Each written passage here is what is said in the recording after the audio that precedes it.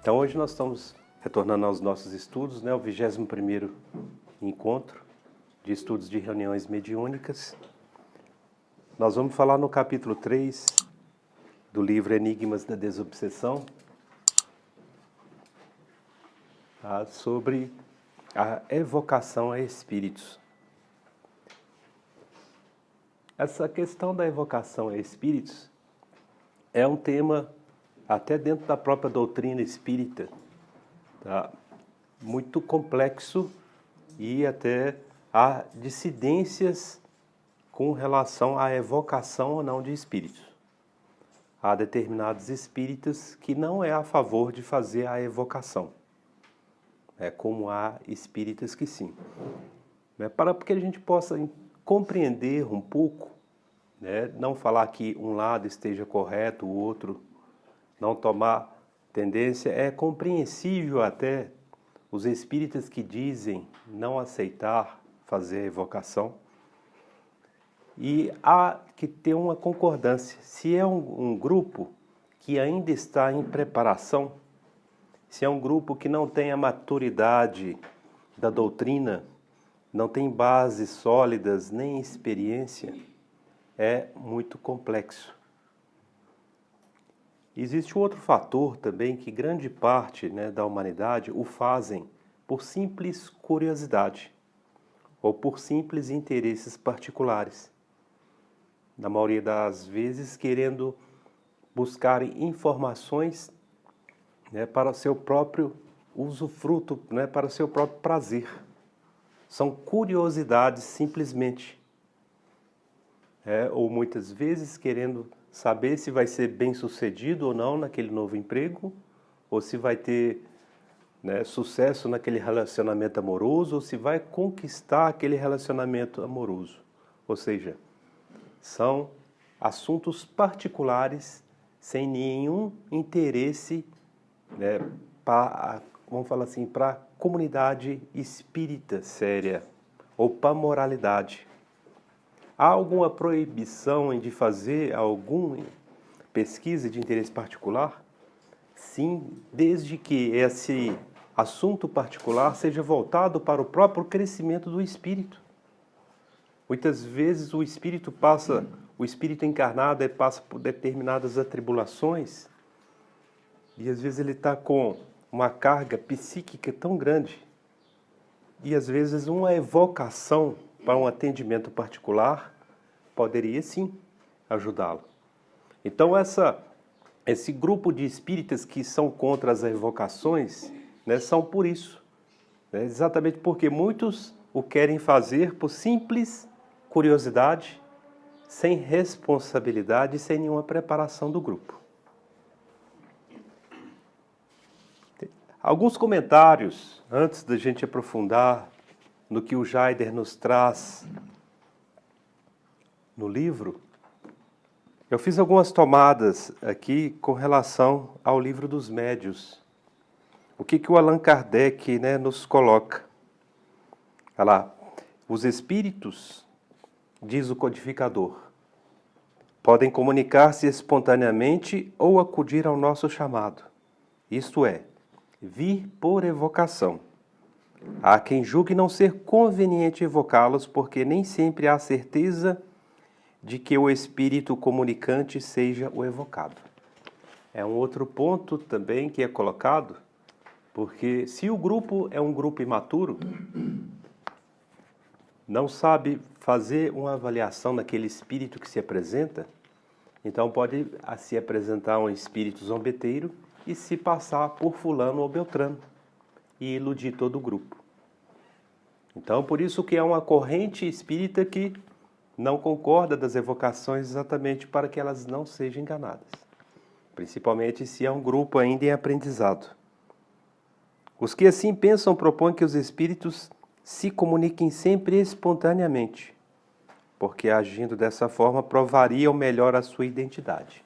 É um equívoco, É um equívoco pensar também que é uma manifestação independente, uma manifestação do espírito sem que ele seja evocado, seja realmente o espírito verdadeiro que ele se apresenta. Nós já sabemos como fazer essa avaliação. como filtrar. Muitas comunicações, até escritas, que têm vindo, né, a Esther-Vânia, vocês, né, direcionam para a Esther-Vânia, ela faz uma avaliação. Quando às vezes ela tem ainda dúvidas, ela me questiona, me pergunta, ou às vezes envolve o Juninho, como a Dora, como a Helena. Da mesma forma, algumas que eu tenho recebido, às vezes eu passo para ela. Isso é segurança mediúnica. Nós não podemos virar brinquedos, virar marionetes na mão de espíritos, né, vândalos, espíritos inescrupulosos. Então é um erro achar que a manifestação espontânea vai nos dar comunicação segura.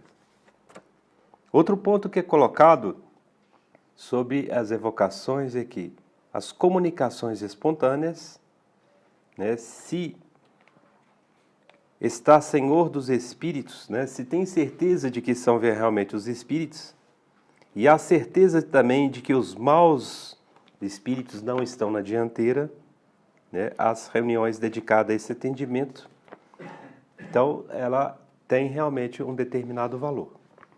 O que quer dizer isso? As comunicações, essas evocações, elas podem e devem ser realizadas, mas em local seguro. Jamais na sua casa.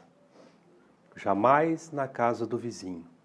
O único local seguro que isso pode ser realizado é na casa espírita. Por quê?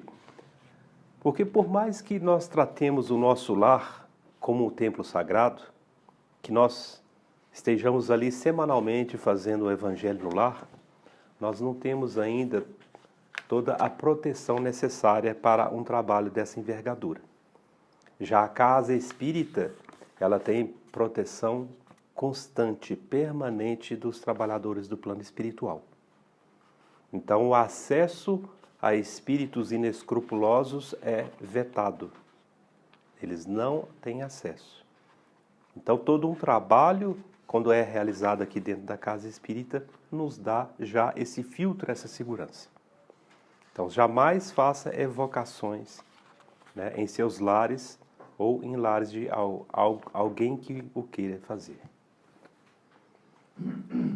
Quando se deseja comunicar com determinado espírito, é de toda necessidade evocá-lo?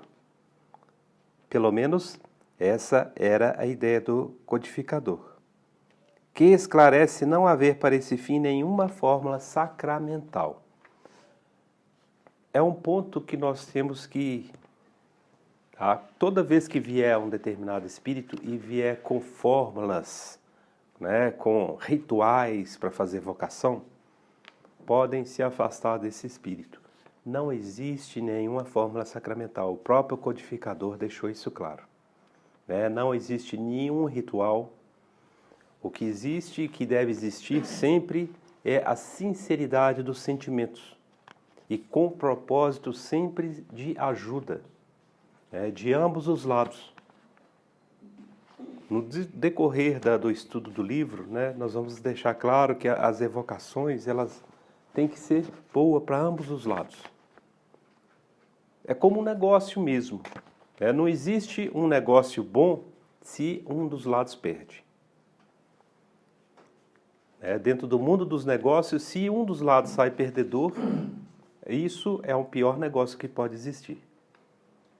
Mas aqui nós não estamos tratando de negócios financeiros, estamos tratando de conforto espiritual, de segurança, de felicidade eterna, de felicidade duradoura, não de prazeres temporários. Quando se deseja determinar, então, a evocação ela seja sempre feita em nome de Deus. É uma condição indispensável, quando se vai fazer a evocação, sempre citar, o nome de Deus, Jesus, que a evocação esteja amparada, pelos lanceiros, pelos trabalhadores de Maria de Nazaré, que é uma das colônias espirituais,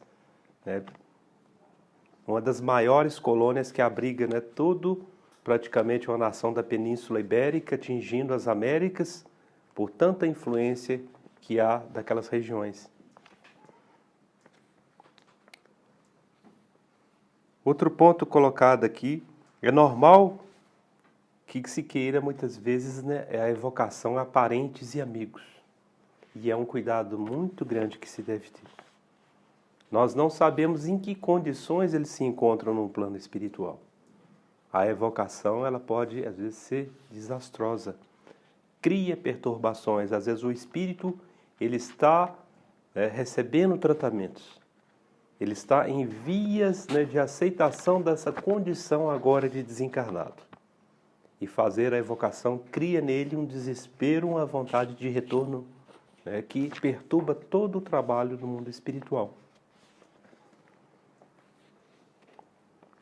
Achar também que muitas vezes, né, os nossos progenitores, né, eles são espíritos superiores e quando estamos em dificuldades, pedir a eles amparo, pedir socorro, né, lamorear, chorar, pedir pela mãe, minha mãe, me ajuda nesse momento de tanta dificuldade. É um espírito em desenvolvimento tanto quanto nós.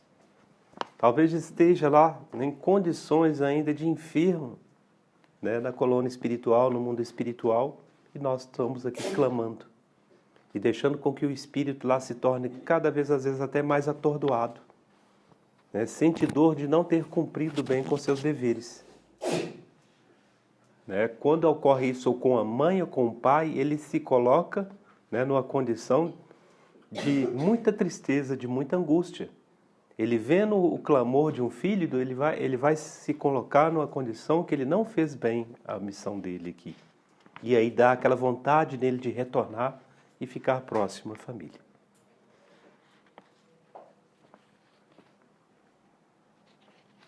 A questão dos médios, né, vocações de caráter particular, né, não deveriam aceder a tais pedidos, né? O porquê, a parte eu já citei para vocês. É preciso também evitar a sua participação nas evocações movidas por simples curiosidade ou interesse. A permissão para se comunicarem pode lhe ser recusada por uma potência superior. Muitas vezes o espírito evocado não se comunica. E aí, por isso que devemos ter uma compreensão, né? As condições, talvez, que ele se encontra, às vezes ele está num tratamento intensivo e aí ele não pode parar esse tratamento, ele deve continuar lá. Ah, mas se é um espírito de uma ordem superior, por que ele não vem nos atender? Se for por um motivo de interesse da sociedade, de interesse do grupo da casa espírita, né, de caráter moral, se esse espírito ele está empenhado em tarefas superiores a essa, nós temos que compreender isso. Eles não estão ao nosso bel prazer. Então ele não poderá vir. Mas temos certeza, ele enviará um representante que vai se comunicar, não sendo ele, e vai dizer ainda que está ali representando a ele. E que se ele não estiver em condições de responder-nos dentro daquilo que talvez precisamos de resposta, ele levará essas questões, quando não, por processo de telepatia, de comunicação que instantânea com aquele espírito, então ele já vai dando-nos o retorno daquelas questões que forem colocadas.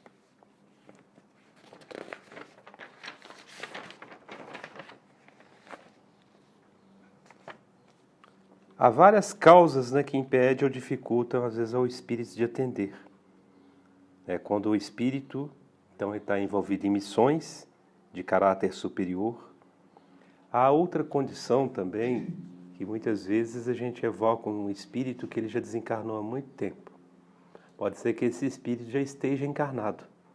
E aí está a dificuldade dele se manifestar. Porque ele pode, às vezes, estar encarnado, em planetas de ordem moral superior ou até inferior.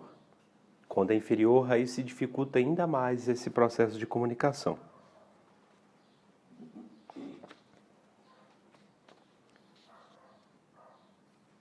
Toda evocação, toda comunicação com os espíritos, nós temos que colocar como filtro o seguinte: ela deve visar um fim útil.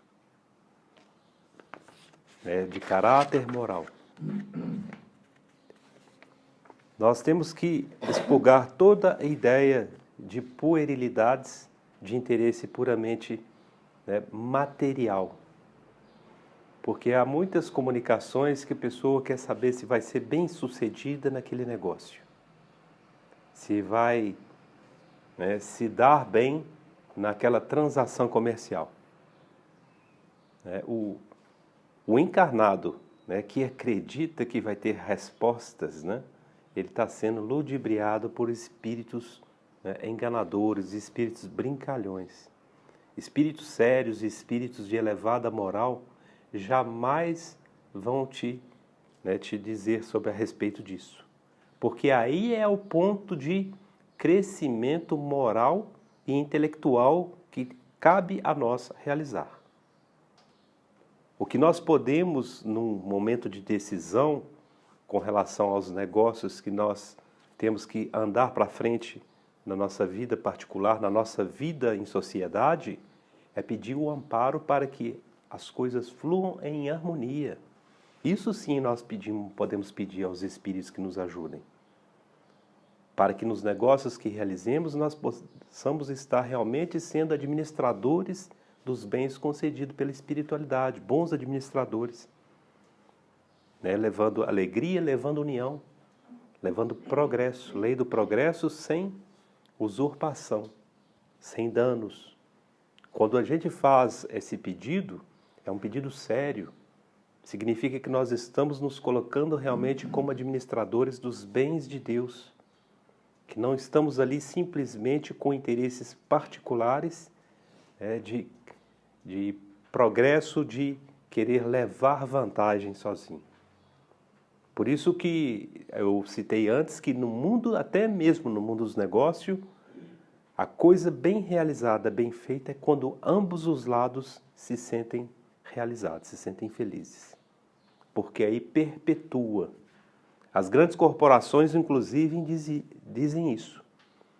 Eles não tratam, às vezes, o fornecedor mais como fornecedor, nem o cliente como cliente. Tratam como parceiros. É a política de crescerem juntos, se desenvolverem juntos. Isso só é pontos, né, de reflexo no progresso das condições materiais, mas que já começa a ser influenciada pelo mundo espiritual. Vamos então entrar no capítulo 3, e o Jaider ele já coloca exatamente essa questão. Lá existe uma polêmica ao fato de se poder ou não evocar a espíritos. Moisés fez tal proibição, segundo os estudiosos do assunto, porque havia abusos no que se referia à natureza das consultas.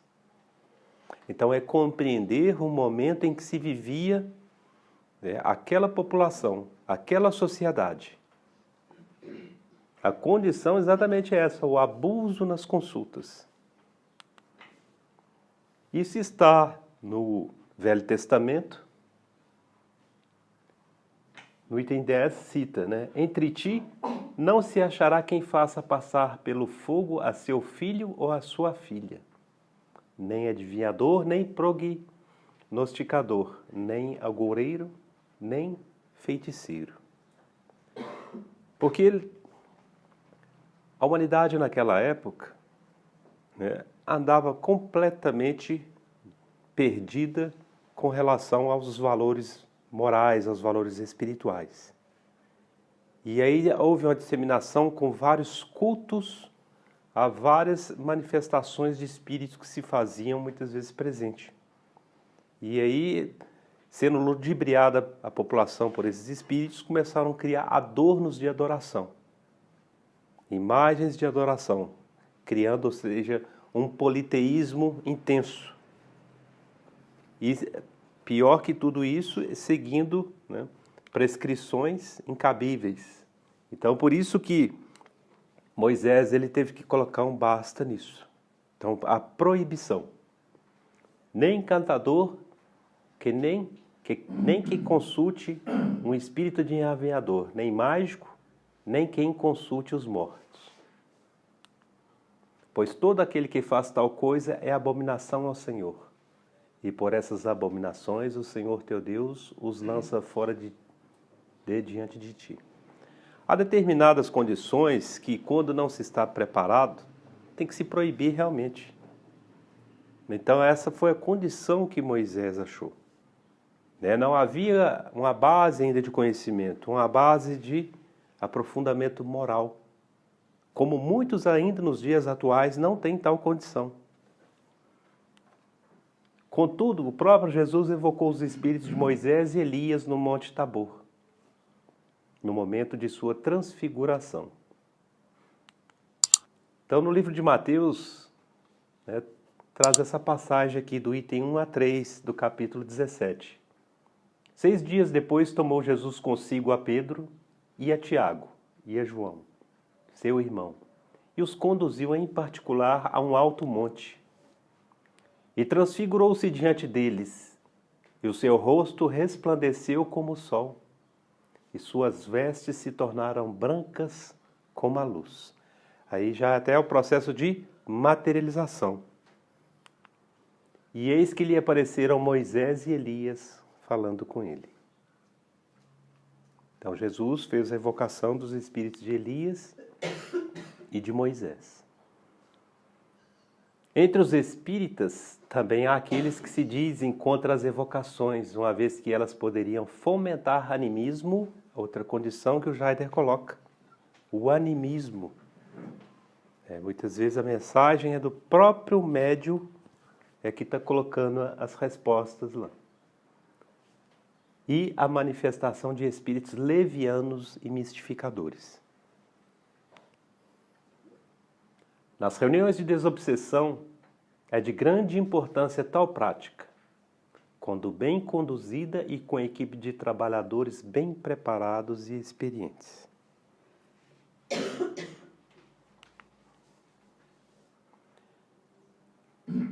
Então, o que se precisa? Estudo, conhecimento, abnegação. A realização dos trabalhos da casa espírita tem que estar alicerçado na caridade. O orientador e o dialogador ele tem que estar em condições plenas de fazer o assessoramento.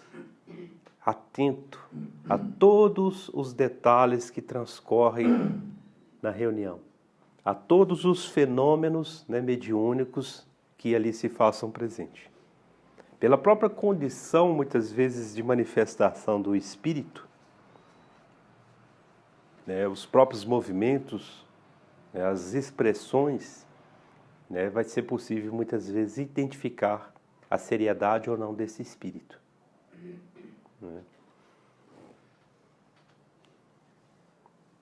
A manifestação aleatória, que significa que não foi evocada especificamente determinado espírito, deixando para a espiritualidade, é o maior o encargo de trazer aqueles que mais necessitam de ajuda e esclarecimento. É praticamente a base de todas as reuniões mediúnicas. A gente segue o trabalho indicado pela espiritualidade.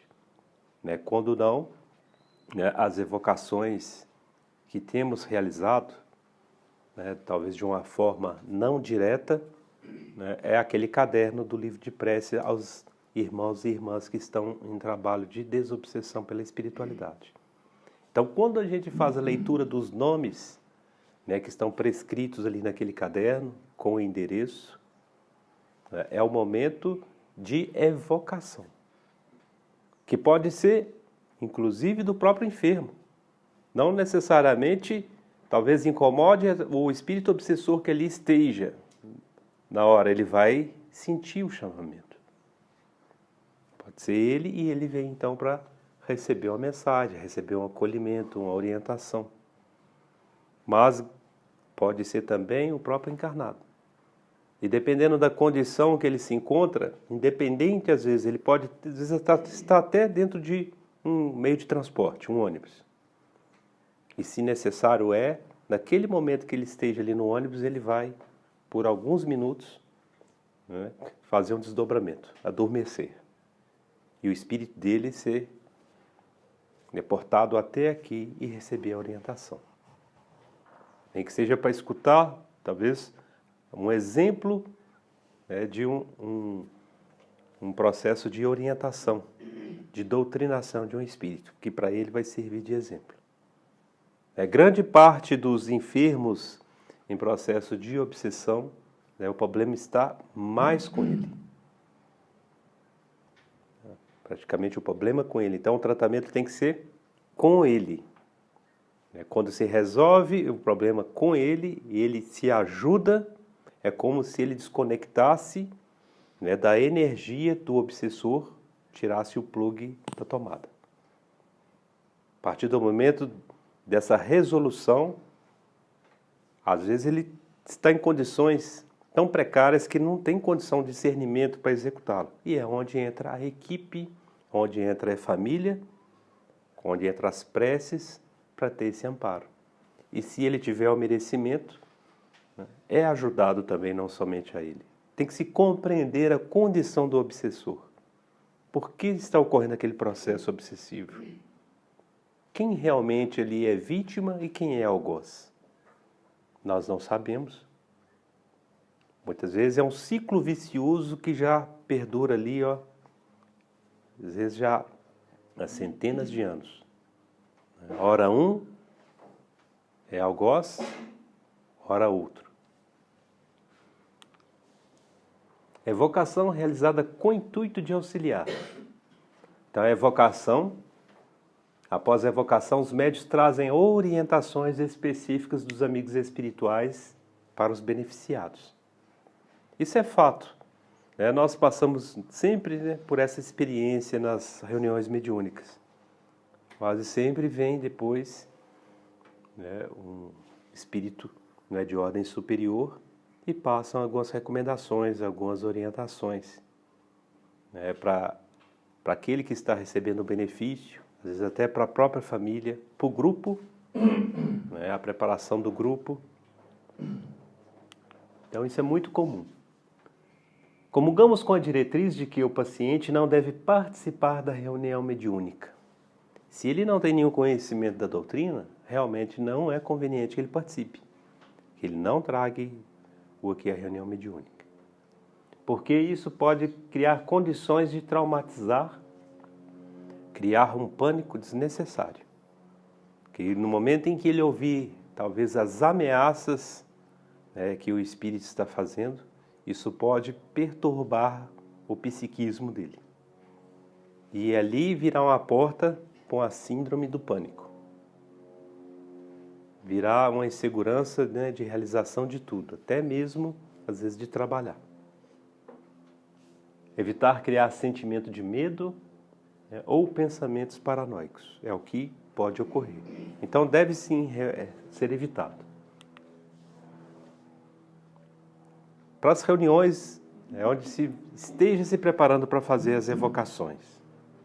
Iniciar sempre com a prece, leituras edificantes, um breve relaxamento com exercícios respiratórios, as visualizações construtivas, que a nossa irmã Helena sabe fazer muito bem e ajuda muito, muitos de nós, a realmente se desligar, muitas vezes, das conturbações do mundo externo e a gente voltar realmente para o trabalho espiritual. Então, as visualizações são importantes para serenar os pensamentos dos participantes e harmonizar o ambiente. Ler os nomes e endereços das pessoas para as quais foi solicitada ajuda, evocando as entidades que povoam a psicosfera daqueles indivíduos em nome do Criador, do Cristo Jesus e de nossos mentores espirituais. Na manifestação mediúnica, caso o médium tenha dificuldades com a pressão mental do espírito necessitado, ficando confuso com as imagens que chegam até ele, informamos que iremos ajudá-la a desdobrar com mais lucidez, espalmando a mão em sua testa e nuca e fazendo com uma contagem até 7. O que nós estamos fazendo ali é doando energias para o médium. Para que, comece a concatenar as informações, porque naquele momento isso ocorre muito, o médium muitas vezes ele acha que ele está vendo alguma informação para algum familiar dele. E ele começa a misturar as coisas, então ele não tem uma visão clara, uma mensagem clara daquilo que está ocorrendo. Vocês vão lembrar no livro Nos Domínios da Mediunidade, uma passagem em que há a visualização que é projetada pelo mentor espiritual na reunião mediúnica e que a visão, comparando dois espíritos, dois espíritos encarnados, dois médios. O médium mais bem preparado, ele viu nitidamente que as visões que se davam eram da construção do edifício do orfanato que eles estavam planejando para a construção futura. Mostrando que no mundo espiritual os trabalhos já estavam bem avançados. Por outro lado, o outro médium ele já visualiza um prédio onde ele estava em busca da mãe dele. E ele achando que ali ela estava internada naquele hospital. Ele começa a misturar, então, interesses particulares com aquilo que está sendo mostrado. Então, fica confuso. Então, esse trabalho que se faz aqui é exatamente corrigir aquela confusão mental do médium. Ajudá-lo com que realmente ele se concentre dentro do trabalho que está sendo apresentado, do trabalho que está sendo mostrado, que não deve ser de interesse particular, sempre voltado para o interesse coletivo. Salvo quando aquele trabalho está designado para ajudar uma determinada pessoa. E tenham certeza disso, nunca ocorre que o beneficiado é um só. Que seja uma pessoa de uma família, há muitos que vão usufruir disso. A própria família, daquele ente que está ali dentro, os membros, muitas vezes, do ambiente de trabalho ao qual ela atua, porque uma pessoa em desequilíbrio, ela transmite energia de desequilíbrio em todo o ambiente que ela estiver. Então, se ela vai para o trabalho, a energia, a atmosfera que ela exala é de desequilíbrio. Então, ela acaba influenciando aqueles que estiverem desguarnecidos, despreparados, vão ser atingidos. Por isso que eu digo que não existe um só beneficiado. Quando se ajuda um, está se beneficiando vários. Por isso que é muito complicada a questão do próprio, do suicida. Que ele serve inclusive para espíritos, esses espíritos trevosos, ele é um excelente instrumento para criar perturbação no ambiente. E quando esses espíritos suicidas caem na mão desses líderes trevosos, eles procuram sempre criar condições de perturbação. Ou às vezes instala aquele espírito suicida, que vai deixar emanando e a energia dele é muito pesada. O porquê ocorre isso, sem delongar muito, só para esclarecer. O porquê eles são desejosos de aprisionar espírito suicida. Porque ele emana ainda muita energia vital. E a energia vital, como ele rompeu a vida dele antes do prazo, o espírito dele, o cordão de prata dele está dilacerado. Então está expurgando energias pesadas. E essa energia vital que ele está emanando ali, ela é muito carregada daquilo que ele traz. De depressão, de desistência da vida, misturada ainda com as dores atrozes do ato cometido. E atinge muito em cheio ao encarnado. Não só o encarnado, até os espíritos desencarnados muitas vezes têm dificuldade de aproximação deles. Se é um espírito que está em vias ainda de processo evolutivo, ele pode sofrer as influências que são danosas.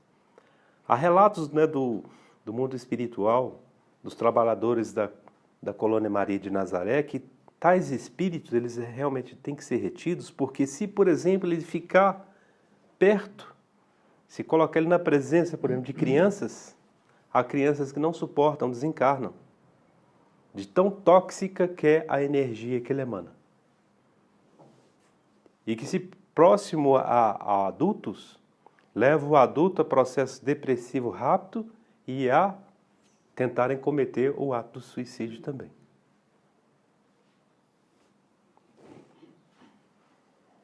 Estão comentando isso porque a forma de estar orientando, ajudando ao médium, para que a mente dele esteja concatenada dentro dos trabalhos que tem que ser realizados. Na manifestação de desdobramento pelo médium, deve o orientador e toda a equipe prestar amparo com preces. O orientador deve prestar ao médium confiança nos mentores e fé no amparo do Cristo. A gente tem tido umas experiências muito boas, com bastante aprendizado nesses trabalhos de desdobramento. A Olga, que está aqui presente, ela tem participado de trabalhos maravilhosos que a espiritualidade, né, nos tem concedido, e são exatamente isso. E vai criando, né, um vínculo de confiança, né, com os mentores espirituais, né, a segurança que ela vai, né, sentindo, né, com o amparo que vai me sendo concedido a passar para ela também. Então, há um trabalho mútuo ali de confiança e de resultados muito positivos. E os lugares, né, que se vai, assim, são... Ela que passa por isso, ela sabe realmente as dificuldades que é. Num dos últimos trabalhos, só para vocês terem uma ideia, ela foi ajudar a doar energia para crianças que desencarnaram por agressões físicas. E eram muitas crianças que estavam lá.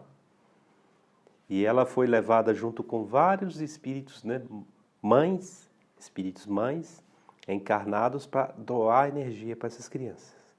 Crianças de várias idades, principalmente crianças ainda com menos de 1 ano de idade, que morreram, desencarnaram espancadas pelos pais.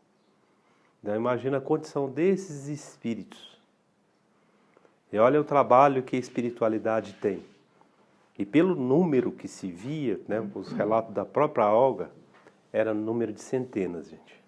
Número de centenas. Então o trabalho de desdobramento é uma dádiva divina concedida aos médiuns. Toda mediunidade, ela é um bem divino, que nós temos que tratá-lo com muito respeito, com muito carinho. E olha a oportunidade que nos é concedida de participar de trabalhos tão maravilhosos. Então, nós temos que ter muito respeito, se preparar, respeitar realmente os horários das reuniões, a assiduidade, a pontualidade.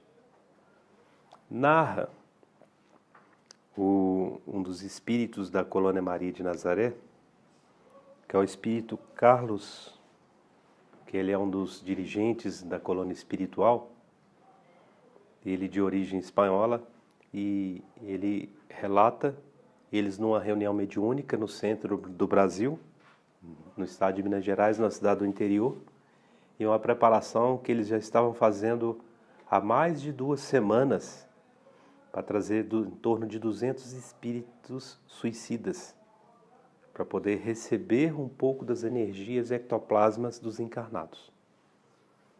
E aí, poucos encarnados estavam em condições de fazer esse trabalho. E na hora que vai se prepara para iniciar a reunião, eles fazem a contagem, a chamada, verifica se estavam todos presentes, dos desencarnados que estavam designados para as tarefas. E na hora que chega nos encarnados, tinham 3, tinham faltado. Um trabalho de mais de 2 semanas. 2 semanas a preparação da reunião, porque o trabalho começou há mais de 6 meses. Porque todo o trabalho que se realiza, no momento em que nós nos desdobramos durante o adormecer do nosso corpo físico, eles nos chamam, dialogam conosco e perguntam se podemos ou não contribuir.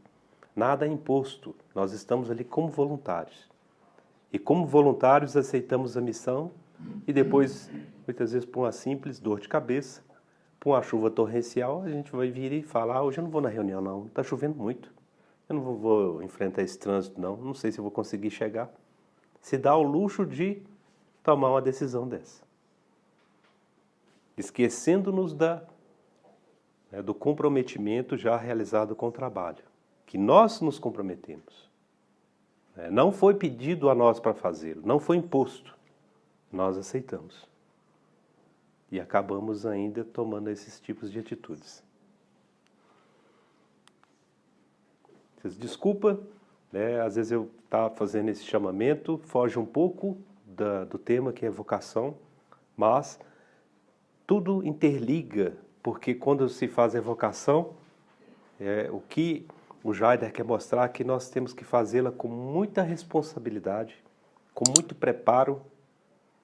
Se nós nos propusermos a fazer um trabalho de evocação para amparar, seja um espírito encarnado ou desencarnado, nós temos que se preparar antes, planejar. Simplesmente chegou na reunião, a fulano está passando por tal dificuldade. Vamos fazer uma oração, vamos evocar ele hoje aqui na reunião? A gente pode fazer oração para energizar ele, para que ele possa estar recebendo amparo. Mas ainda não é o momento, a coisa não pode ser realizada assim, nós temos que começar a aprender isso. Eu achei até interessante um ponto que a Estevânia mandou já o comunicado, nós estamos em outubro, ela mandou o comunicado como vai funcionar mês de dezembro e janeiro. Aí a Thaís falou assim, já? É planejamento.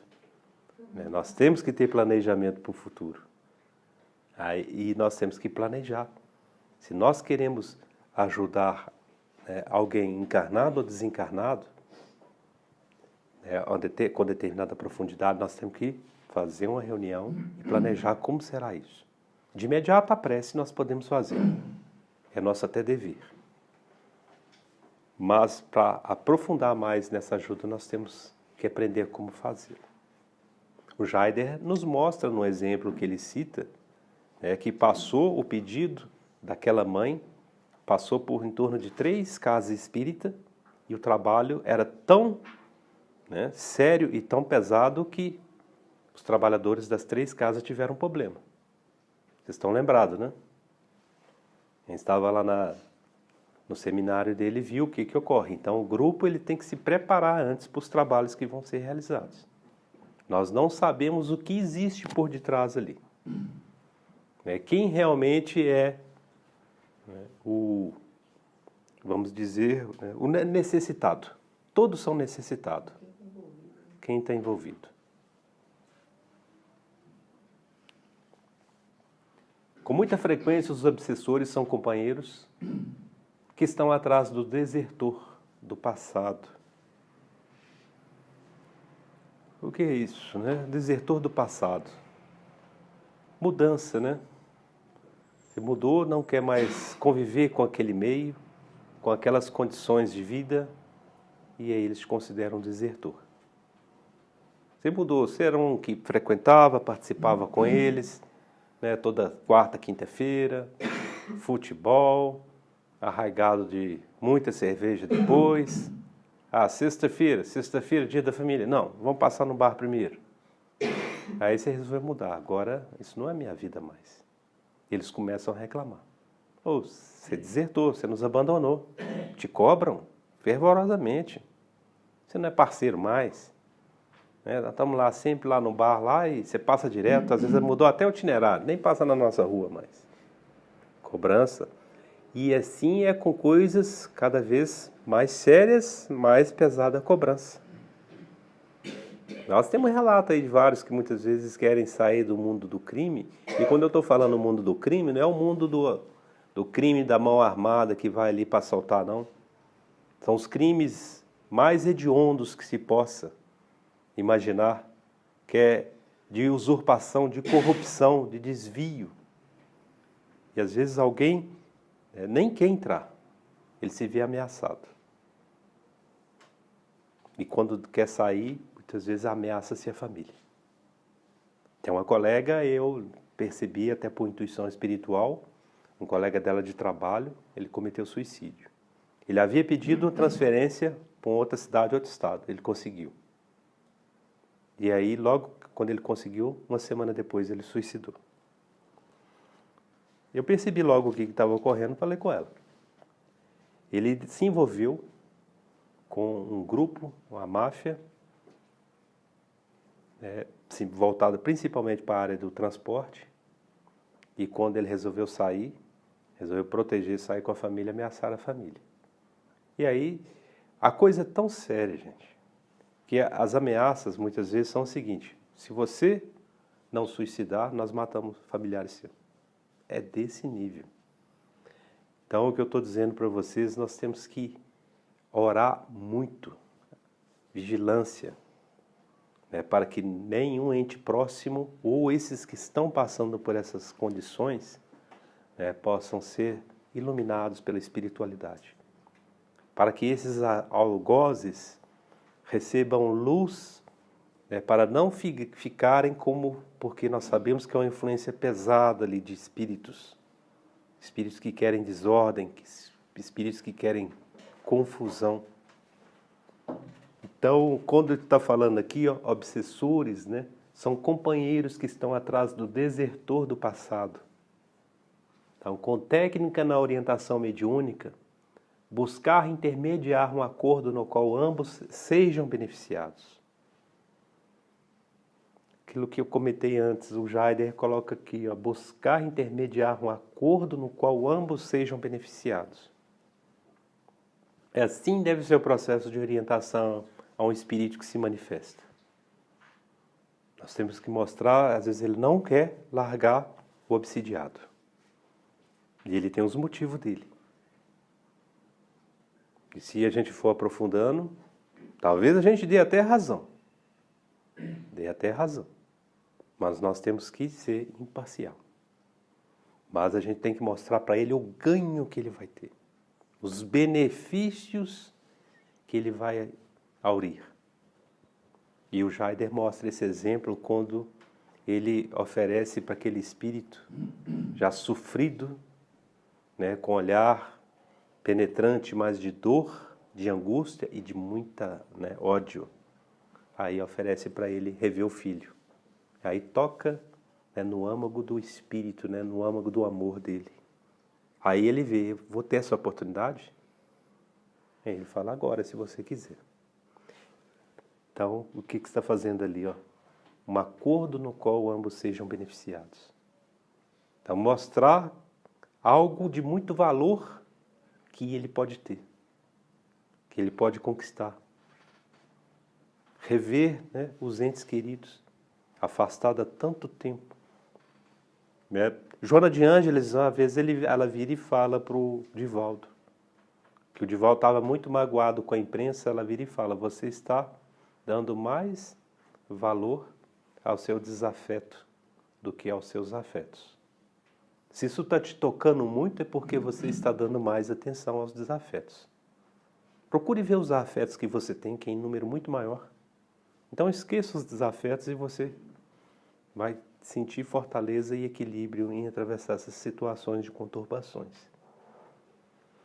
Então todo espírito que sofre uma condição dessa, se ele colocasse em primeiro plano, né, os afetos que ele tem, que é a família que pode sofrer aqueles atrozes, ele não vai decidir ir por aquele caminho. Ele vai ver que tem muito mais pessoas envolvidas, entes queridos envolvidos, que precisa dele, precisa da presença dele. E que ele precisa muito mais deles, né, do que eles dele. Aí ele vai recuar. É uma das técnicas que a gente pode utilizar, então, nos processos de orientação, doutrinação. Aqui chega no ponto que eu acho que é culminante nesse capítulo, que é a evocação terapêutica, que são as evocações de ordem, tratamento principalmente psíquico, tanto encarnado quanto desencarnado. Então, são evocação de espíritos encarnados que às vezes estão com algum bloqueio mental. Muitas vezes estamos presos em postura mental que nos paralisam diante da vida. Ele cita inclusive um exemplo, né, no livro de uma irmã que estava relutante em fazer o evangelho no lar. E aí o pessoal leva na casa espírita, explica, e aí eles fazem um trabalho, fazem uma preparação e evocam ela para a reunião. Ela, sem mais, né, adormeceu em casa e ela foi traga até a casa espírita. Aí ela recebeu orientação, não foi dos encarnados não, já foi de um mentor espiritual. Explicou para ela a necessidade dela estar fazendo um evangelho no lar, quais os benefícios que iriam vir para ela de equilíbrio, né, para todos que estavam ali, né, naquele teto. E aí, dias após, um dos que haviam solicitado, né, fazer as preces, fazer a evocação para ela na casa espírita, falou que ela havia começado a fazer o evangelho lá. Então deu resultado.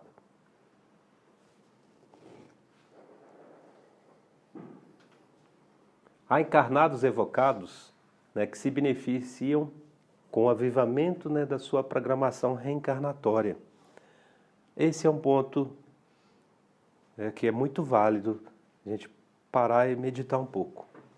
Muitas vezes as conturbações da nossa, né, vida material, dos nossos afazeres, da nossa vida como encarnado. A gente vai se deixando levar muitas vezes pelas influências, né, dos meios de comunicação, pela sociedade, pela atmosfera do ambiente de trabalho, pelas incertezas, e vamos deixando que a nossa fé vá se esmorecendo. Aí os nossos irmãos que muito lutaram para a nossa encarnação, muitas vezes se tiver aurido de preces, né, por encarnados próximos, vai fazer esse chamamento.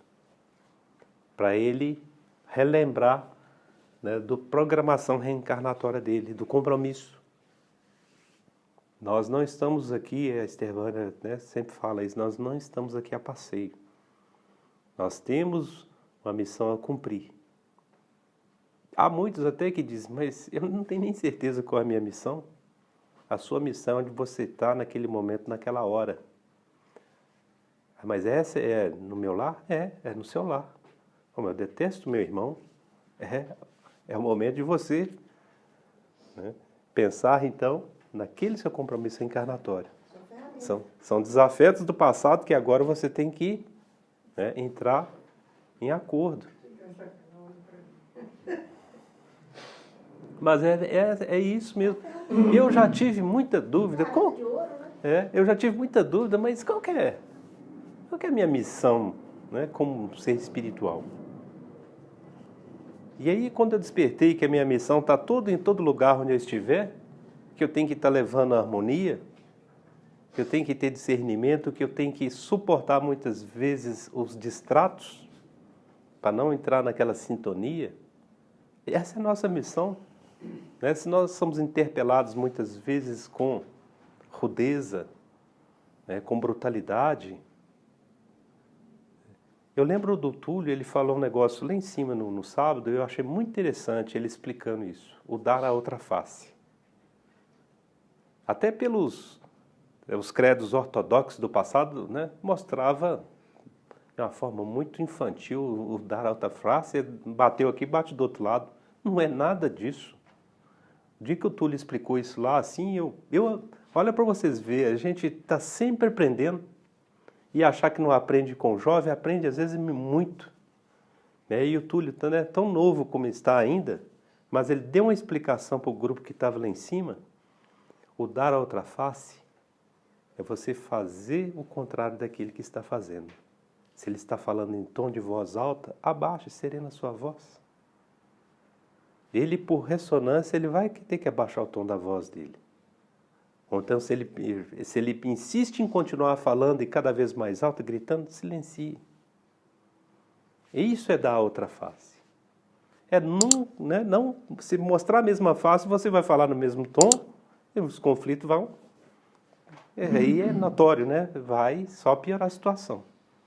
Pode chegando-se às vezes até ter agressões físicas. Que aí para mim seria, né, o caos de tudo isso.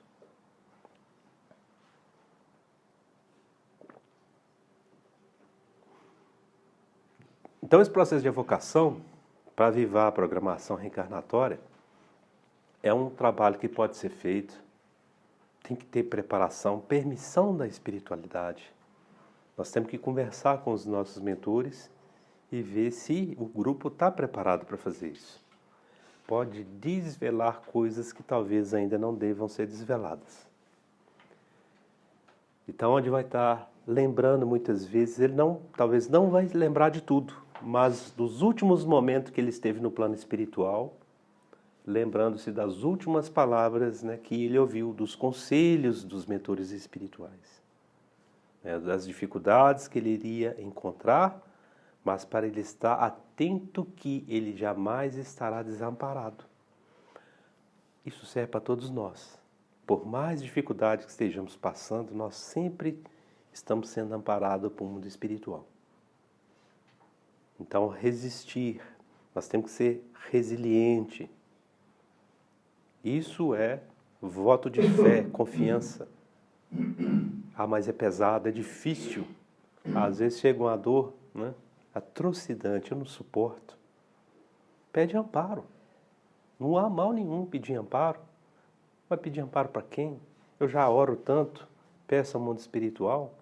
Se sente necessidade de conversar, dialogar com um desencarnado, né, mas que o faça, mas procure fazer com quem esteja também preparado. Porque senão pode te jogar mais para o abismo ainda. Então o atendimento fraterno é para isso. Que não seja no atendimento fraterno, mas conversar talvez com algum membro da casa. Vai te dar um impulso, né, de suportar, de saber esperar. Toda tempestade ela tem tempo para parar. Ela para. Ela pode deixar, né, uma destruição atrás. Mas é a hora de recuperar. Vamos observar a natureza. Olha a natureza. Dá uma devastação, cai árvore, quebra galha, tudo. Está lá os passarinhos cantando e voltando a trabalhar, reconstruindo a casa deles que foi destruída. Tudo alegre. O canto é alegria. Eles estão agradecendo porque parou a tempestade. E será que quando passa a nossa tempestade, nós lembramos de agradecer aos nossos entes queridos do mundo espiritual? Será que estamos, ou as nossas preces só para pedir louvor? Será que nós estamos louvando, sendo gratos àquilo que estamos, né, recebendo, ou aquilo que de nós já temos? É uma reflexão para todos nós. A ajuda que pode ser dada a pessoas em coma ou internados nos CTIs de tratamento intensivo. É uma evocação também que pode ser feita. Talvez a gente tenha algum amigo ou algum parente que está internado na condição de estado de coma. Nós podemos fazer um trabalho desse. Tem que ter preparação. Preparação, preces, pedir orientação aos mentores espirituais, ao mentor espiritual daquele que está naquele estado. Há um relato, né, de uma jovem que, inclusive, ela caiu num mundo de perdição, forçada até pela própria mãe. E ela acabando, né, tendo que se prostituir. Mas não era a vida que ela queria. Então, o meio que a espiritualidade achou para socorrê-la foi fazendo com que, num determinado momento daqueles antros, né, de sofrimento, de excesso de bebida, tudo, ela entrasse em coma. Foi um coma induzido pela espiritualidade. E aí ela foi resgatada, foi levada para um hospital e ficou ali durante 15 dias no hospital em estado de coma.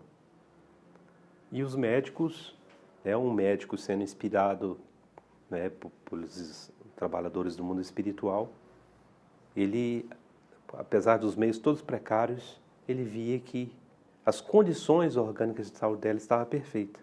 E ele não conseguia explicar por que ela não retornava. E ele resolveu se dedicar ao trabalho para poder entender aquilo. Durante esse período, ela ficou em coma, mas ela foi resgatada, né, na colônia espiritual, no hospital espiritual, E lá eles fizeram um trabalho, tá, de corrigindo todos os problemas psíquicos daquela vida que ela foi imposta a seguir. Para aquilo não atingisse ela, para que em um determinado momento, inclusive, ia ser apagado da memória dela, para aquilo não virar um trauma. Um trauma que viesse a atrapalhar as condições de vida futura dela. Olha para vocês verem o carinho dos nossos irmãos do mundo espiritual. E assim foi feito. Aí ela volta, e ela nem queria voltar, porque lá estava tão bom, né? Ela nem queria voltar. Ela volta, e aí ela recebe no hospital, que ela não tinha condições financeiras nenhuma, recebe todo o amparo dos outros enfermos, inclusive dos médicos, com ajuda financeira, para que ela pudesse começar a sua vida novamente. E aí depois ela foi abrigada por um casal já mais idoso. Ela foi ajudar eles, né, ela como uma serviçal no hotel. E eles viram a dedicação dela, foram e ofereceram para ela trabalhar na casa deles e abrigaram ela como uma filha. Tudo sendo trabalhado pelo mundo espiritual. Porque ela não, né, estava conivente com aquela vida que ela estava levando. Ela queria se afastar daquilo. Então, há uma condição, muitas vezes, o espírito que está na CTI, nós temos que ter isso muito claro, tudo o que ocorre na nossa vida, ou naqueles que nos cercam, nada é em vão. Então, maldizer, se desesperar, porque está no CTI, está internado, talvez é um momento ali de resgate espiritual, para relembrar os compromissos espirituais, ou para dar o amparo necessário para que o espírito possa continuar a sua existência. Lembrando, inclusive, daquilo, Estevânia, que você até disse, né? Muitos irmãos na quinta-feira, né, passando pelos tratamentos, tendo que ficar aqui na sala, né, ali recebendo o tratamento, não procuram saber, né, perguntar por que eu estou aqui, o que está ocorrendo, por que eu não estou lá na sala. Aí simplesmente se revolta, fala, eu não vim na casa espírita para ficar deitado lá na maca. E vai e abandona. Não tem a mínima ideia. Quando você me falou, inclusive, do trabalho que eles iriam fazer com a Paula, eu senti uma gratidão, né, tão grande com a espiritualidade, né, esse trabalho, a cirurgia que ela passou agora sábado. Exatamente. Seja a preocupação deles para que nos trabalhos que ela possa estar realizando, né, de manifestação mediúnica, né, não danifique o psiquismo dela. Não traga prejuízo. Isso tudo é aprendizado para nós, porque muitos, né, vão determinadas, não estou criticando ninguém, tá? Mas às vezes vai em determinadas casas espíritas, mas é falta de estudo, né? Falta de procurar entender o porquê que me colocaram na máquina. Já tem 2 semanas que eu só vou lá e fico deitado na maca. Não procura saber, né? Nós temos que questionar. O espírito superior, ele jamais, né, vai se zangar, se revoltar com os seus questionamentos. Você pode repetir a questão às vezes 3 vezes, 4 vezes, 10 vezes. Ele jamais vai perder paciência. E cabe a nós, que, né, estamos na liderança, né, às vezes dos trabalhos, ou à frente dos trabalhos, nós não somos líder de nada. Quem é líder é Deus, é Jesus. Mas talvez como instrumentos de mensagem, né, tentar explicar isso para os jovens. Como a gente aprende, igual eu aprendi com o Túlio, a gente também aprende muito com eles. Nós temos que deixar claro, muitas vezes, chamar, explicar a pessoa. Às vezes a pessoa também não quer entender, né? É um imediatismo, né, que é resultado rápido. Isso ocorre muito nos dias atuais, eu vejo isso, as pessoas querem resultado rápido das coisas, não há paciência de construção para saber esperar o momento certo. Talvez até pelas próprias condições impostas da própria meio evolutivo, mas está atropelando muita coisa, até o próprio aprendizado.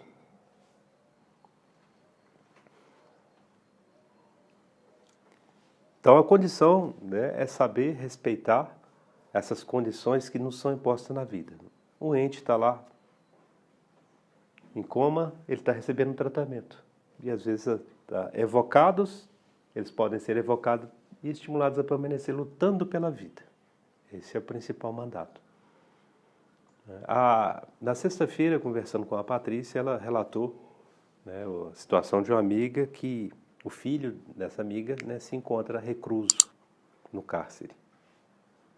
Talvez é o meio. E eu até citei um exemplo na sexta-feira que inclusive foi até há muito tempo atrás, isso tem mais de 20 anos, foi lá no André Luiz. Eu fui participar de uma palestra. A palestra foi durante a noite. E o palestrante foi um militar reformado. E esse militar, no início, ele veio narrando como ele conheceu a doutrina espírita e como ele se tornou espírita. Que numa ação de uma viatura, ele comandando a viatura, eles foram chamados, né, a efetuar uma prisão. E quando eles chegaram lá, tinha um jovem, ele estava cometendo atrocidades de agressões contra, né, todos que estavam na rua. E aí na hora que ele pegou e algemou, o jovem olhou para ele e agradeceu. Graças a Deus que você veio. Aí é que ele mexeu muito com ele. Ele quis entender. Por que ele falou isso? Graças a Deus que você veio.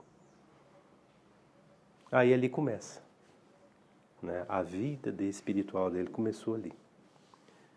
Esse jovem depois relata para ele que era tantos espíritos, né, que estavam provocando aquilo, eram muitos. E tomava a posse muitas vezes, fazia incursão, fazia com que ele agredia. A mente dele estava toda em desalinho. E ele pedindo socorro. E ele pedindo socorro até que, né, um dos mentores espirituais, então, influencia um que estava na rua para ligar para a polícia, para vir e agir. E aí foi a salvação dele. Porque no momento em que ele foi por cárcere, aí pronto, os obsessores todos se afastaram. Se afastaram e falaram, aqui agora a gente não consegue fazer mais nada, né? Vamos procurar outro. Então foi a libertação dele. Na prisão tem mais mãe do que obsessor, porque o que os obsessores tinham que fazer já fizeram. Já fizeram. E ali eles não vão conseguir o intento deles, né? Então, até numa condição dessa, né, o que eu estava explicando para a Patrícia, tentar transmitir para a amiga dela lá, é não achar, talvez ali, né, o remédio amargo. Mas às vezes esse remédio amargo ele precisa ser tomado agora. Nós temos ouvido, né, vários casos aí de jovens que saem, né, da reclusão, uma semana depois, né, são assassinados aí nas ruas. Então talvez ficar lá seria a proteção para ele. Às vezes o remédio amargo é aquele momento, ele precisa daquilo ali.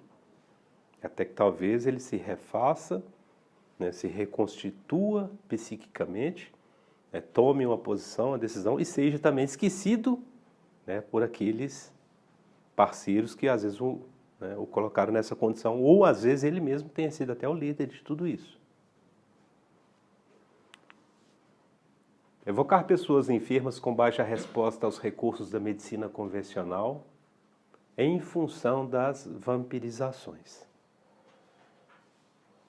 A pessoa está num determinado estado, vai, procura a medicina terrestre, não acha nada em desalinho.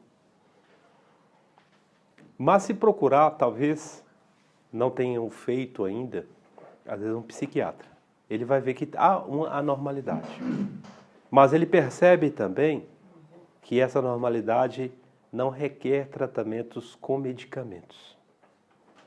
O bom psiquiatra, ele é observador, ele vê, inclusive através de resultados de exames, né, como, por exemplo, o exame eletroencefalogrâmico, dá muita resposta para ele.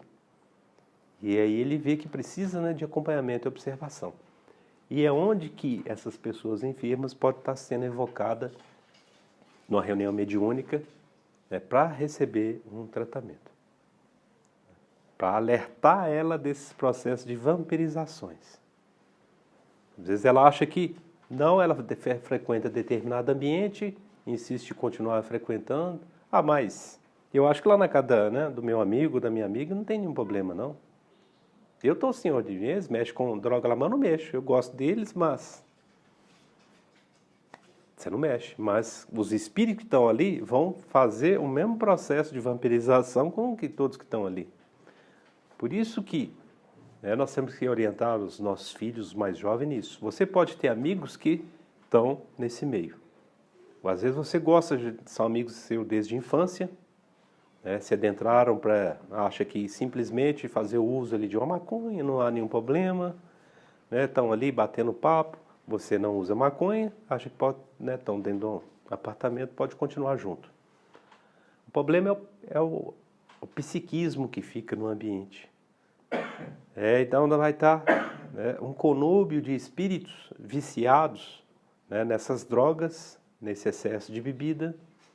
Aquele que não consome, ele sai, às vezes até muito mais prejudicado. Por quê? Como a energia dele é uma energia mais pura, é a energia que dá mais sensações e mais prazer nesses espíritos vampirizadores. O Jaider lhe comenta, inclusive no seminário, exatamente isso, sobre o médium, porque que muitos desses espíritos, eles querem um médium. Ele fala, não, porque a energia do médium ela é mais pura, dá para se fazer trabalhos melhores. É o que ocorre com esse que não faz o uso de drogas, que não faz o uso do álcool, mas se ele ficar no meio desses que o fazem, ele é muito vampirizado. As energias deles, por estar mais pura, para eles é melhor. E aí, onde ele se sente, ele sai pior que os outros. Ele sai muito pior que os outros. Os outros, aí passou, acorda no outro dia, uma ressaca, tá bem, vou pro clube, tá tudo feito. E o outro que nem bebeu, nem usou droga, tá péssimo, tá mal. Tá com autoestima baixa. Tá, não sei o que me acontece, tô mal. É isso aqui, vampirização. Então é um diálogo muito franco que a gente tem que ter com os nossos jovens, explicar para eles que muda, você tem que mudar realmente. Acaba sendo obrigado a mudar o seu convívio com as pessoas, porque senão você cai dentro desses ambientes onde você vira alvo. É notório todos aqueles que adentram a casa espírita e começam a frequentar e a se tornar realmente espíritas, já não se sente mais bem nesse tipo de ambiente. Porque passa a ser mais sugado mesmo as energias. E aí todo deslize um pouco que faz, sente muito mal. Sente péssimo. Porque as energias ficam desvitalizadas, as energias são roubadas mesmo. O grupo mediúnico ela pode energizar os chakras dos pacientes, fortalecendo-os com as energias ectoplasmas da reunião. Então, no caso desse, faz evocação, o espírito do encarnado se manifestando, oriente a ele, fale desses ambientes que ele anda frequentando, as consequências que o estão trazendo. Explique para ele que ele vai despertar numa condição de uma energia muito mais retificadora. É aqueles momentos, inclusive, a gente já teve isso. A gente acorda com ânimo, com ímpeto, com alegria. Nossa, hoje eu amanheci tão bem. O que está acontecendo? Foi graças dos nossos mentores, dos nossos amigos do plano espiritual, que veio e corrigiu essas deficiências psíquicas, nos reativou com energias salutares e a gente desperta bem animado, disposto para a vida, feliz, sorridente. Então é um momento que a gente pode estar ajudando esses nossos irmãos. Talvez na hora que ele se desperta, ele não tenha lembrança nítida do que ocorreu, mas vai estar aqui, no subconsciente dele. Vai estar muito nítido, e aí ele vai perceber. A consciência fala, é a nossa melhor conselheira. Ela vai nos avisar. Aí na hora que você receber um convite, vai ter uma festa lá na casa do Marquinho. Na mesma hora a sua consciência vai falar, acho que eu não vou não. Toda vez que eu vou, saio de lá depois tão mal. Ou no outro dia eu desperto ruim, na baixa estima, na tristeza, na angústia. Não vou não. Aí você começa, então, a corrigir aqueles pontos onde está. É o socorro que a gente pode estar fazendo. Desdobramento espiritual. Desdobramento é um dos mais inusitados e ricos de lições para toda a equipe de trabalho. Eu já citei um pouco aqui. Realmente o aprendizado é muito amplo. E é interessante que a equipe que trabalha é uma equipe muito grande. Eles têm uma preparação, inclusive de espíritos, né, ali presente, tem uma equipe de espíritos que fazem parte, e eles produzem materializações de tudo aquilo que possa ajudar a resultar, né, no intento do trabalho, né, em resultado positivo. Por exemplo, se o médium ele tem uma determinada afinidade, né, com até um determinado tipo de animal, eles vão materializar aquele animal. Muitas vezes, até se esse animal está encarnado, eles fazem com que o espírito do animal vá se faça ali presente, participe e ajude. Já tivemos, né, vários exemplos, várias, né? Não é, Olga? Para dar segurança, né? Segurança ao médium, confiança. Então, tem uma equipe grande e eles são muito preparados. O trabalho não pode ter falha, e realmente não tem.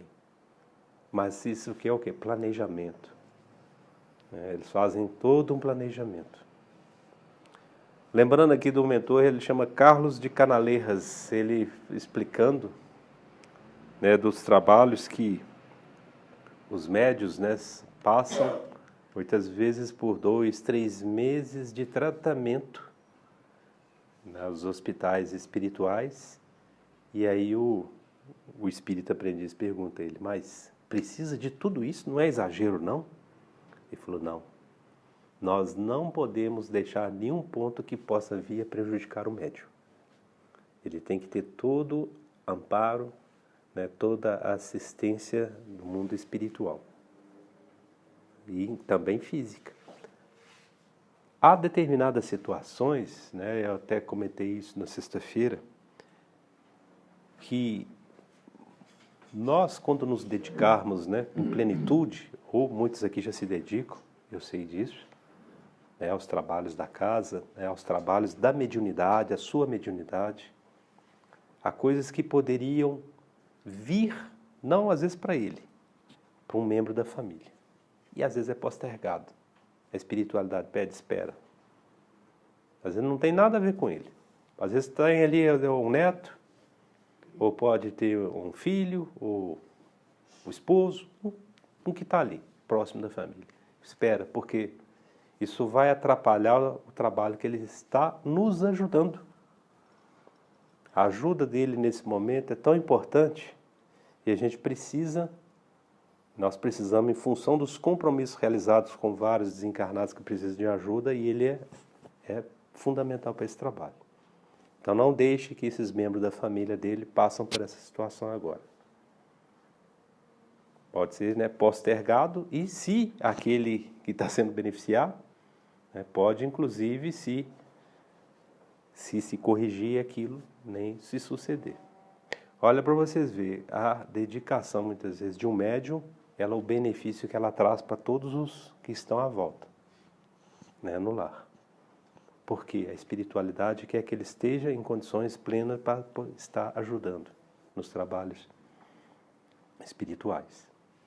Então, toda uma dedicação, uma conduta, né, trará benefícios não só para vocês, né, o médium, mas para todos aqueles que estão próximos a vocês, convivem com vocês. É notório quando, né, se fala a espiritualidade, né? Onde houver escuridão, se acender, né, uma pequena luz, ali já não há mais escuridão. Então, né, que sejamos essa luz, que a gente possa nos esforçarmos, né, cada vez mais por tanta coisa que nós recebemos do mundo espiritual. Os corpos ou vibrações que compõem a indumentária do espírito, como essência divina, podem se manifestar em vários níveis. Então, para a nossa análise, o perispírito é a união do corpo astral e do mental inferior. O que ele nos traz aqui é que No desdobramento, nas condições que o médium trabalha, todo desdobramento ele vai com o perispírito, né, que é a união do corpo astral e do mental inferior. É o que está atuando sempre ali, é o nosso perispírito. Olha lá, como trabalha de socorro e se dá no plano espiritual mais baixo, o desdobramento será do perispírito, ou seja, com os corpos astral e o corpo mental inferior. Na maioria das vezes o trabalho acontece em nível astral, que é próximo ao nível da crosta, ou seja, a quarta dimensão. De uma forma geral, as diretrizes do atendimento são passadas ao médium desdobrado pelos mentores espirituais, momentos antes de iniciar o socorro aos necessitados. A Olga está aí, ela pode nos explicar, né, Olga? Eles vêm e te mostram antes, né? Um trabalho, o que vai ser feito, Aí vem a preparação, não te levam simplesmente, ó, nós vamos te levar num lugar e não explica o que é. Eles te mostram antes o que vai ser feito, o socorro, alguma coisa, você fica confusa, né? ou você cria uma determinada confusão, o receio, o medo do inesperado, o que você vai ver naquele caminho, ou o caminho por onde se translada, né? Cria determinadas situações de medo, de receio, mas tem que olhar à sua volta. O amparo que tem é muito grande. O médium deve ser experiente e bem entrosado com o orientador. A medida é o trabalho, né? é o tempo, mas esse tempo ele tem que estar sendo preenchido, né, com estudo, né, com assiduidade, com pontualidade. E é a medida que então vai criando o quê? Confiança no mundo espiritual. Fala, não, podemos contar, né, com aquele médium. O médium ele, né, tem feito os estudos, inclusive nós fizemos a intuição, ele está fazendo agora um estudo sobre essa literatura, esse livro. Ele já está com a preparação psíquica adequada para esse trabalho. E outro, ele é assíduo aos trabalhos, então podemos contar que ele não vai faltar. Então vamos designar, vamos planejar para ele participar desse trabalho, desse socorro. É isso que vai propiciar, então, essa condição, a experiência. E aí, à medida que vai se desenvolvendo, a espiritualidade, muitas vezes, alguns têm lembrança, outros não, mas à medida que vai se desenvolvendo, passa até a ter uma lembrança. Eu já tive alguns desdobramentos, né, durante a noite, e a gente trabalhando junto, né, com alguns outros membros, né, do mundo espiritual, preparando trabalhos de socorro, trabalho de estudo. Eu comentei uma vez com a dona Didi, que estava eu e a dona Didi, tinha outras pessoas também. A gente estava preparando alimento.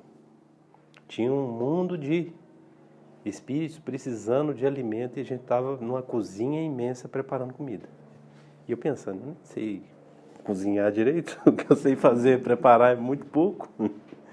Mas é o alimento, na realidade, é um alimento espiritual, né? A matéria é muito mais sutil. Mas a gente estava lá. Então são trabalhos, aí vai criando o quê? Esse entrosamento. Essas reuniões, né, que vocês fizeram, igual esse encontro de ontem, né, depois eu fiquei pensando, isso é muito bom.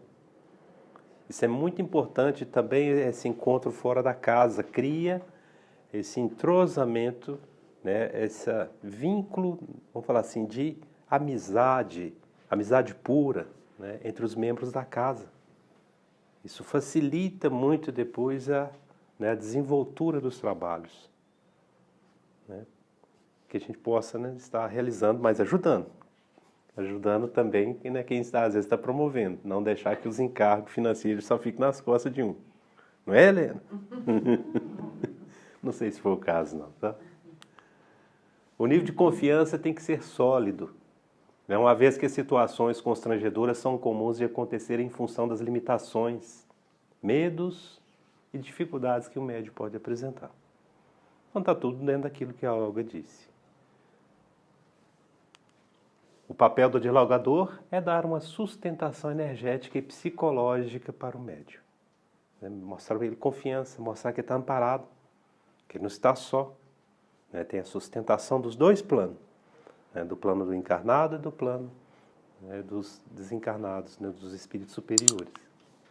É comum ocorrerem manifestações psicofônicas de entidades cruéis após o socorro às suas supostas vítimas. As ameaças que vão vir, né? São ameaças, nós não precisamos ter receio, mas a gente pode, né, com respeito, né, mas com seriedade, também dar uma mensagem para ele. Quando vem esse tipo de ameaça, a gente pode dar uma mensagem para ele também, para ele fazer uma reflexão. Faz uma reflexão, porque agora ele não tem mais aquilo. E aí ele vê onde é que ele quer chegar. E vê quais resultados ele alcançou em tantos anos praticando aqueles atos. Fala, não precisa olhar agora não, mas depois na hora que você estiver lá fora, olhe para dentro de você mesmo. Olhe você, como se está. A maioria, né, deixa de olhar, de se cuidar de si próprio. Na hora que ele tem uma autovisão, né, de como ele se encontra, aí às vezes ele cai numa situação real. O tanto, né, que ele está prejudicado. Tudo aquilo que você semeia, retorna a você. Você vai colhendo. Não adianta. Se você manipula, Divaldo fala sobre isso, né? Se você entra no pântano, se você só chega na beirada do pântano, você já sujou os pés. Não tem como. E é isso que nós temos que dar essa mensagem, muitas vezes, para esses espíritos. Agora, se você vai aprofundando mais no pântano, pode ser que você atole até a cabeça. Aí você está comprometido. Aquele que usa as mãos para manipular algo, né, para prejudicar, né, seja quem for, o primeiro prejudicado é ele, que ele já botou as mãos para fazer a manipulação. Então, quando vem essas ameaças, nós temos que estar bem, né, serenos. Temos que estar também firmes dentro do propósito de trabalho e não se amedrontar com isso. Vai haver sempre. Eu estou lembrando, inclusive, que o Antônio, né, Antônio, teve uma sexta-feira que nós dois somos chamados de feiticeiro, né? Falaram que eu e o Antônio somos dois feiticeiros. Né? Foi como um tom pejorativo, né? Desdobramento espiritual. Então, os trabalhos, né, que se desdobram nessa atividade é socorro às entidades enfermas, espíritos deformados que vivem em charcos, espíritos em sofrimentos que vivem em grutas, cavernas e abismos, e também para a libertação de sofredores presos por verdugos. Então, são os trabalhos do desdobramento. O capítulo fala sobre evocação. Aí vocês poderiam questionar, mas se é sobre evocação, por que está falando aqui sobre desdobramento espiritual? O que o Jaider quer dizer com isso? Onde ele quer chegar falando sobre o desdobramento, sendo que nós estamos falando, o capítulo é sobre evocação. Há determinados trabalhos de evocação que muitas vezes o espírito evocado ele não tem condições ou não pode nem ser colocado aqui no ambiente. Ou por tanta energia deletérica que ele está, ele poderia criar a perturbação no ambiente. E aí, quando se faz a evocação, muitas vezes, o que a espiritualidade prepara? Pega o médium em condição de desdobramento, leva o médium até ele para dar a mensagem. Então, os trabalhos, olha como é que eles vão se completando.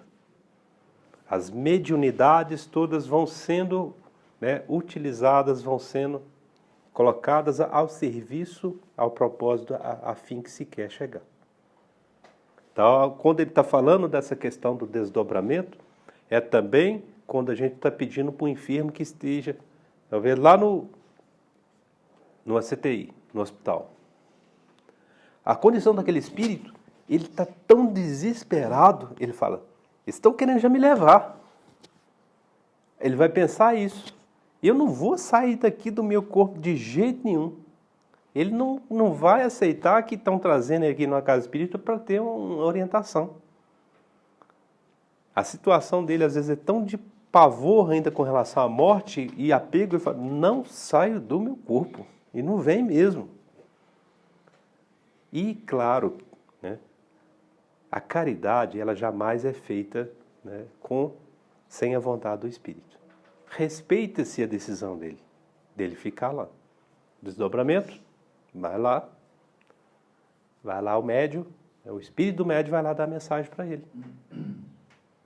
E olha como trabalha a espiritualidade. Vocês acham que, né, quem está aqui não está participando?